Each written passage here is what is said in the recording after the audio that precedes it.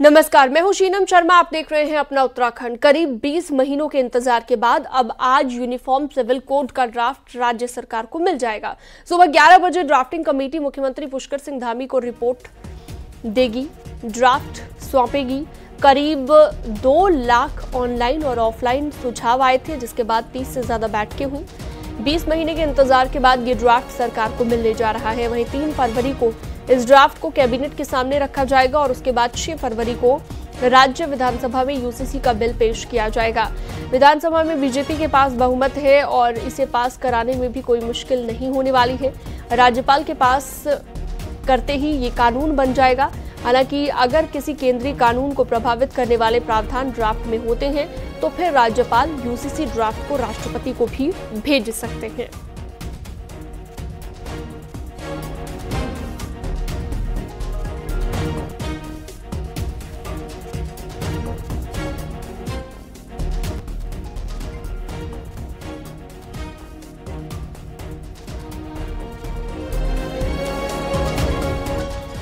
UCC पर CM Dhami का tweet. आज का दिन प्रदेशवासियों के लिए महत्वपूर्ण है। ये ट्वीट किया है सीएम पुष्कर धामी ने। 11 बजे यूसीसी का ड्राफ्ट सौंपेगी कमेटी, ये सीएम पुष्कर धामी की ओर से कहा गया है।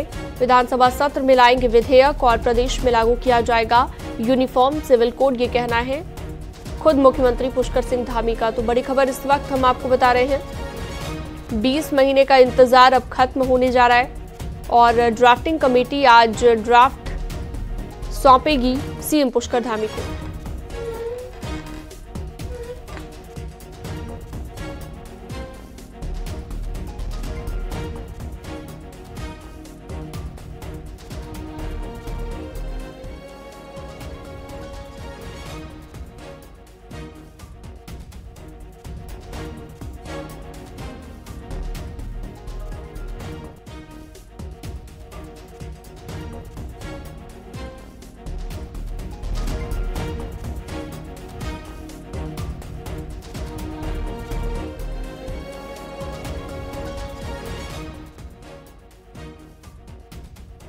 खबर लगातार आपको बता रहे हैं, यूनिफॉर्म सिविल कोड को लेकर आज सरकार को मिलेगा यूसीसी का ड्राफ्ट और उसके बाद कल कैबिनेट के सामने रखा जाएगा इस ड्राफ्ट को और उसके बाद आगे की प्रक्रिया शुरू होगी और फिर 6 फरवरी को विधानसभा में इस बिल को रखा जाएगा। राज्यपाल के हस्ताक्षर के बाद ये कानून बन जाएगा। और आज का दिन इसलिए महत्वपूर्ण है क्योंकि आज राज्य सरकार को ड्राफ्टिंग कमेटी सौंपने वाली है यूसीसी का ड्राफ्ट।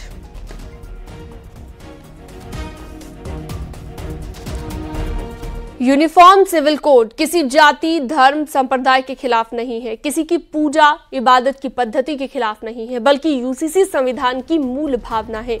ये कहना है सुप्रीम कोर्ट के वकील अश्विनी उपाध्याय का। अश्विनी उपाध्याय ने 2015 में यूसीसी लागू करने को लेकर सुप्रीम कोर्ट में रिट दायर की थी।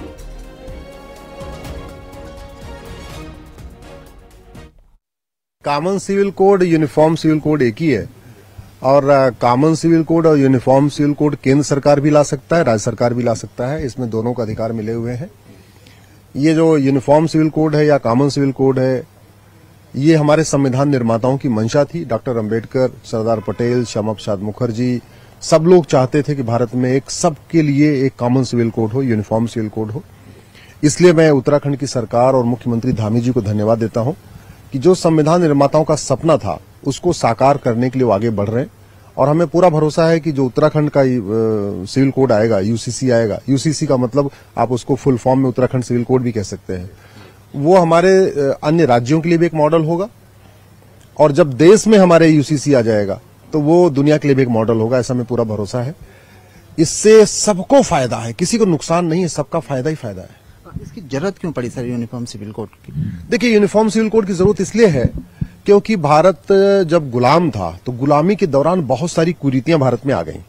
जैसे मुगल काल में कई कुरीति आई, तलाके हसन शुरू हो गया, तलाके अहसन शुरू हो गया, तलाके बाइन शुरू हो गया, तलाके किराया शुरू हो गया। ये सारे तलाक के तरीके हैं जो एक तरफा पुरुष दे सकता है, शौहर दे सकता है अपनी बीवी को। हलाला शुरू हो गया, ये भी मुगल कालीन कुप्रथा है। इसी तरीके से बहुविवाह ये भी मुगल काल की कुरीति है। मुताह मिस्यार 10 दिन के लिए 12 दिन के लिए बच्चियों के साथ रहना, उसको मुताह मिस्यार कहते हैं, ये सारी कुरीति है। तो यूनिफॉर्म सिविल कोड आएगा तो जो मुगल काल में और ब्रिटिश काल में कुरीति आई है ना, ये कुरीति खत्म होगी और महिलाओं को वो सम्मान मिलेगा जो भारत की संस्कृति में मिलती है। भारत की संस्कृति में नारी तू नारायणी कहा जाता है। भारत की संस्कृति में यत्र नारस्तु पूज्यते रमन्ते तत्र देवता कहा जाता है। हमारे संस्कृति में महिला को पुरुष के बराबर नहीं बल्कि पुरुष से ऊपर रखा गया। हम लोग नवरात्रे में महिलाओं की पूजा करते हैं। पूरी दुनिया में और किसी भी रिलीजन में महिला की पूजा, फीमेल गॉडेस का कॉन्सेप्ट नहीं, हमारे देश में फीमेल गॉडेस की पूजा होती है। तो ये यूसीसी आएगा और खासतौर पे चूंकि देवभूमि उत्तराखंड में आ रहा है तो ये संविधान के भी अनुरूप है।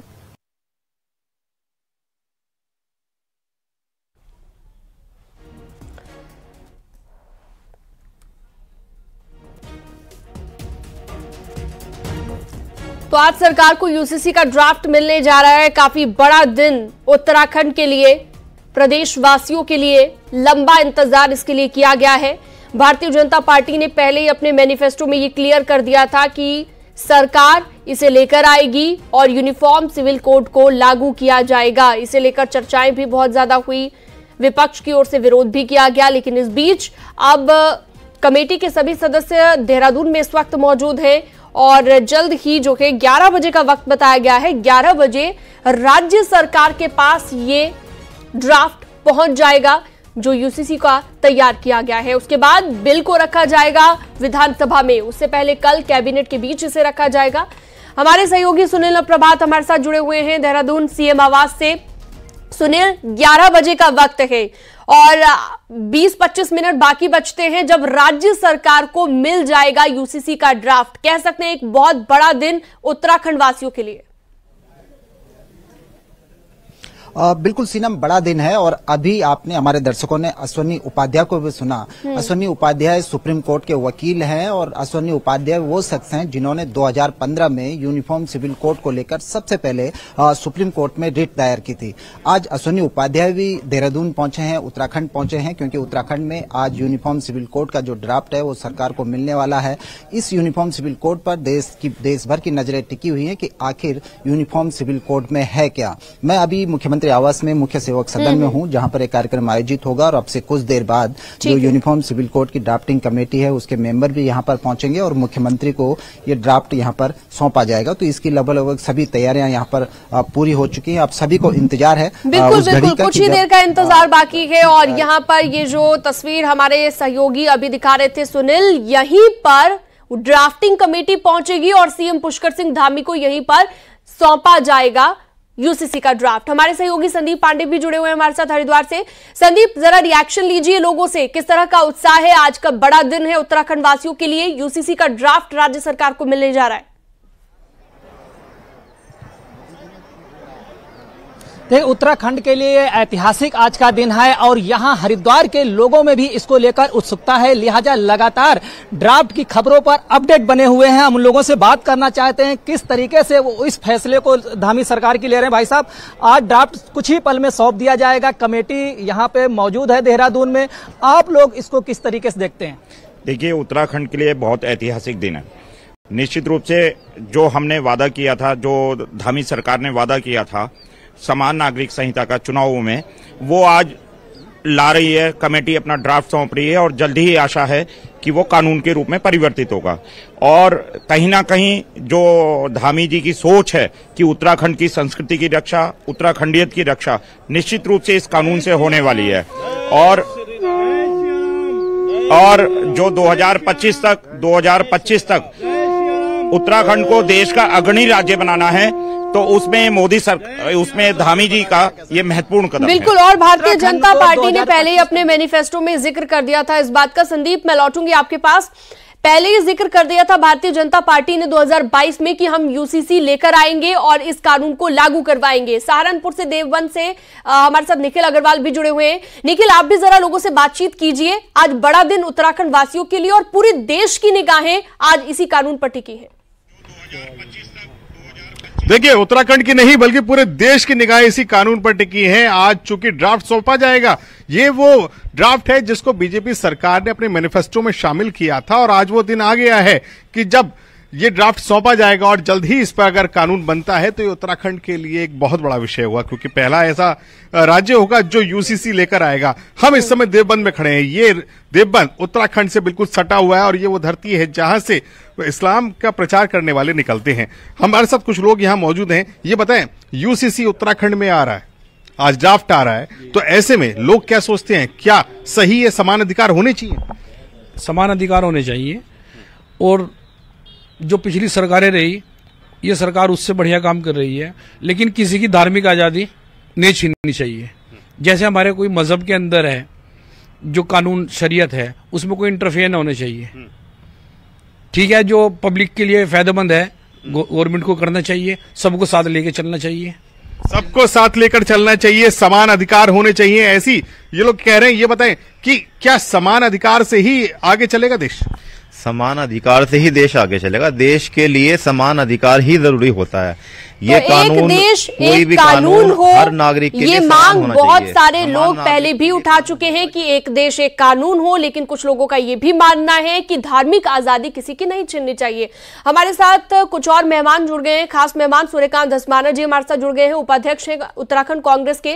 मुफ्ती शमून काजमी हमारे साथ जुड़े हैं, अध्यक्ष उत्तराखंड मदरसा शिक्षा परिषद के। नेहा जोशी हमारे साथ राष्ट्रीय उपाध्यक्ष बीजेपी युवा मोर्चा की जुड़ी हुई हैं। सबसे पहले सूर्यकांत धस्माना जी, सवाल आपसे मेरा, एक बड़ा मास्टर स्ट्रोक आने वाले लोकसभा चुनाव से पहले यहां पर पुष्कर सिंह धामी खेलने जा रहे हैं, और शुरुआत इसकी आज से इसलिए होगी क्योंकि आज राज्य सरकार को ड्राफ्ट मिल जाएगा और बहुत ही कम वक्त बाकी कि अपने वादे को, जो मैनिफेस्टो में वादा किया था, उसे पूरा कर देगी बीजेपी।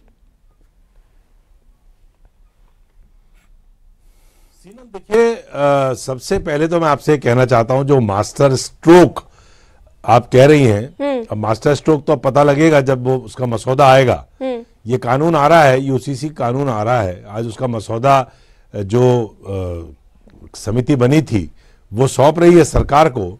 लेकिन सबसे बड़ा सवाल तो ये है कि आपने उस मसौदे को पब्लिक डोमेन में डाला नहीं। आपने उसको न तो जनता के सामने रखा, ना आपने उसको उस पे किसी राजनीतिक दल को चर्चा ऑनलाइन और ऑफलाइन लिए गए हैं, सजेशंस लिए गए हैं सूर्यकांत जी, ऑनलाइन ऑफलाइन सजेशन भी लिए गए हैं और विधानसभा में भी रखा जाएगा। किस चीज पे? सीनम मेरी पूरी बात सुने आप पहले। मैं आपसे कह रहा हूं कि किस बात पे सजेशन लिया आपने? कोई मसौदा तो रखा नहीं। सरकार क्या चाहती है यूसीसी में, कौन सी समानताएं चाहती है, किन किन विषयों पर सरकार ये चाहती है कि एक जैसा कानून हो, उसके बारे में तो सरकार ने कोई राय लेने के लिए कोई मसौदा रखा ही नहीं। अब जब मसौदा ही नहीं रखा तो हमने बाकायदा चिट्ठी लिख करके समिति को, हमने उसके अध्यक्ष को ये हमने आग्रह किया कि आप हमें मसौदा दें, किस पर हम राय दें। भाई राय आप मांग रहे हैं, हम राय दें किस पर? ठीक है, इसी को लेकर जवाब ले लेते हैं, नेहा जोशी जी से जवाब ले लेते हैं, राष्ट्रीय उपाध्यक्ष बीजेपी युवा मोर्चा की। मेरी जी, मैं आपके पास दोबारा लौटूंगी सूर्यकांत जी। नेहा जोशी जी बताएंगी कि क्यों मसौदा पहले नहीं दिया गया, क्यों पहले सजेशन जो मांगे गए, क्यों पहले पब्लिक डोमेन में इस चीज को नहीं रखा गया, और ऐसा कहना है विपक्ष का कि पहले पब्लिक डोमेन में ये ड्राफ्ट आना चाहिए था, फिर लागू होना चाहिए था। नेहा जी। धन्यवाद सीनम जी, सभी दर्शकों को नमस्कार। देखिए, धामी सरकार जब इस यूसीसी के ऊपर एक कमेटी को लेकर आई थी 2022 में, तो एक लोकतांत्रिक व्यवस्था के तहत 65 से भी ज्यादा पब्लिक कंसल्टेशन ऑफलाइन किए गए हैं, और उससे उतने ही पब्लिक कंसल्टेशन ऑनलाइन व्यवस्था के अंतर्गत समय समय पर किए गए। कुछ ऐसे कंसल्टेशंस का एक आम नागरिक के तहत मुझे भी भाग बनने का मौका मिला, और मैंने ऑब्जर्व किया कि किस तरीके से जो हमारी कमेटी के सदस्य थे वो पब्लिक का ओपिनियन जानने की कोशिश कर रहे थे।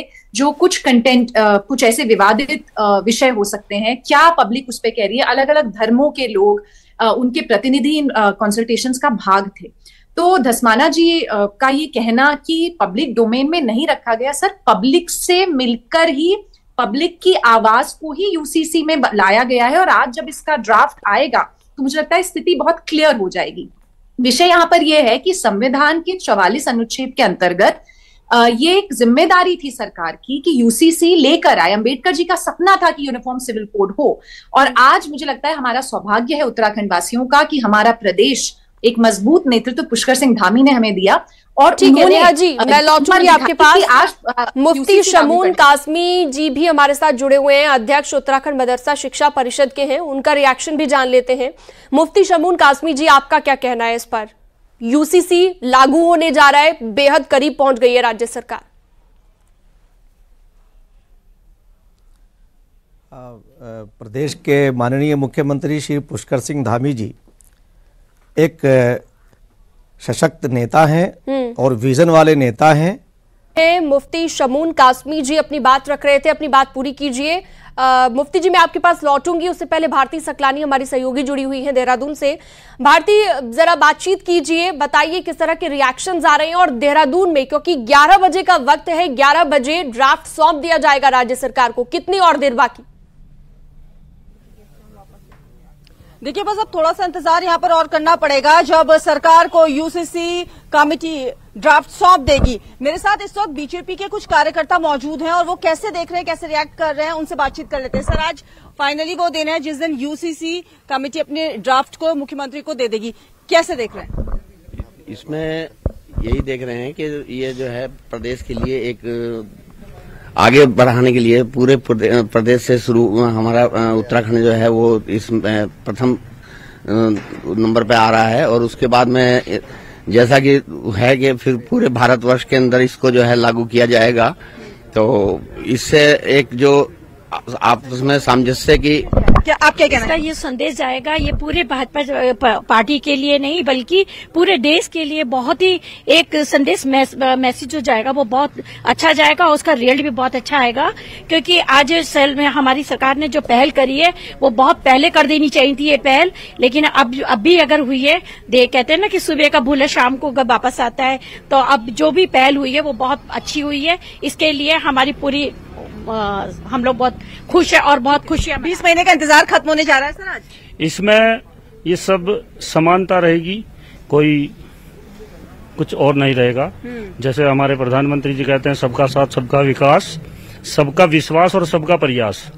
इसमें कोई भेदभाव नहीं होगा। एक देश में 2 विधान और 2 निशान, एक ही रहेगा, सबके लिए एक ही होगा। मैडम, महिलाओं के लिए से बहुत अच्छा कहा जा रहा है, ये कहा जा रहा है कि लड़कियों की भी जो शादी की उम्र है उसे 21 साल किया जा सकता है, ऐसे प्रावधान है। आप कैसे देखती हैं? मैडम, ये 21 साल इसलिए किया जाना चाहिए क्योंकि उस समय 18 साल में महिलाएं जो है जागरूक नहीं हो पाती हैं, उन्हें अच्छे बुरे का ज्ञान नहीं होता है, तो इसलिए जो है 21 करना ही अच्छा होगा क्योंकि उनकी एजुकेशन भी बढ़िया हो जाती है और उनको जो है समाज की मतलब उतार चढ़ाव का भी ज्ञान हो जाता है।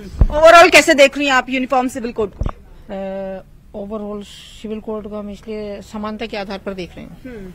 बिल्कुल, तो जनता ये मानकर चल रही है कि जब एक समान कानून आ जाएगा सभी धर्मों के लिए तो चीजें पहले से बेहतर होंगी, ऐसा लोगों का कहना है और कुछ लोग विरोध भी कर रहे हैं। मुफ्ती शमून कासमी जी अपनी बात रख रहे थे, अध्यक्ष हैं उत्तराखंड मदरसा शिक्षा परिषद के। अपनी बात पूरी कीजिए मुफ्ती शमून कासमी जी। हाँ, मैं ये कह रहा था कि माननीय मुख्यमंत्री श्री पुष्कर सिंह धामी जी 22 महीनों के बाद ये ड्राफ्ट आया है। मुझे पूरी उम्मीद है कि ये उत्तराखंड जो हमारा एक आदर्श राज्य है और वो आदर्श राज्य स्थापित होगा और पूरा देश इस ड्राफ्ट का अनुसरण करेगा। मैं ये समझता हूं कि ये ड्राफ्ट सबको साथ लेकर के चलेगा। जैसे हमारे माननीय प्रधानमंत्री श्री नरेंद्र मोदी जी का नारा है, सबका साथ सबका विकास, सबका विश्वास और सबका प्रयास, और आदरणीय मुख्यमंत्री श्री पुष्कर सिंह धामी जी उसे सुचारू रूप से आगे बढ़ा रहे हैं। मैं समझता हूं कि यूसीसी का ये ड्राफ्ट ये एक मील का पत्थर साबित होगा और इस मौके पर यह भी मैं कहना चाहता हूं कि कुछ लोग इसमें भ्रम पैदा करने का प्रयास करेंगे। मैं स्पष्ट कहना चाहता हूं कि ये किसी भी धर्म के खिलाफ नहीं है, ये कुप्रथाओं पर अंकुश लगाएगा, महिलाओं को सम्मान देगा। विरोध क्यों हो रहा है ये अपने आप में कहीं ना कहीं बड़ा सवाल है। यहाँ पर हमारे साथ सूर्यकांत धस्माना जी जुड़े हुए हैं, मैं लौटूंगी आपके पास। सूर्यकांत धस्माना जी, क्या वजह है विरोध के पीछे? कहा तो ये भी जा रहा है कि किसी धर्म के खिलाफ नहीं है ये, लेकिन फिर भी विरोध हो रहा है विपक्ष की ओर से। क्या लगता है आपको, क्या क्या चीजें बदल जाएंगी यूसीसी आने के बाद?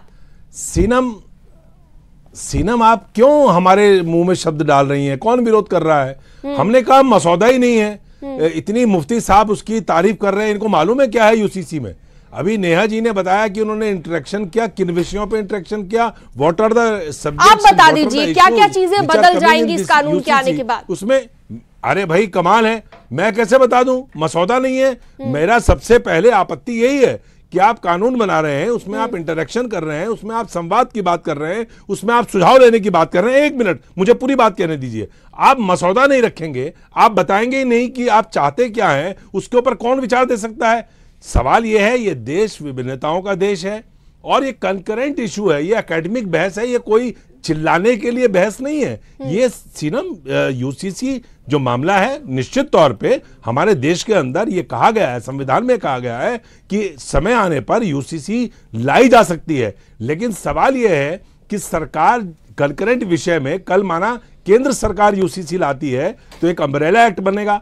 अम्ब्रेला एक्ट बनेगा जो तो 22 महीने की आप इतना लंबा इंतजार जो बता रहे हैं, एक क्रांतिकारी कदम उठाया गया है, एक ऐतिहासिक दिन आज बता रहे हैं, उस पे अम्ब्रेला एक्ट जब आएगा तो आपकी सारी एक्सरसाइज फ्यूटाइल हो जाएगी। वो मैं बात इसलिए कह रहा हूं कि आपने हमको इश्यूज नहीं बताए, आपने इश्यूज फ्रेम नहीं किए।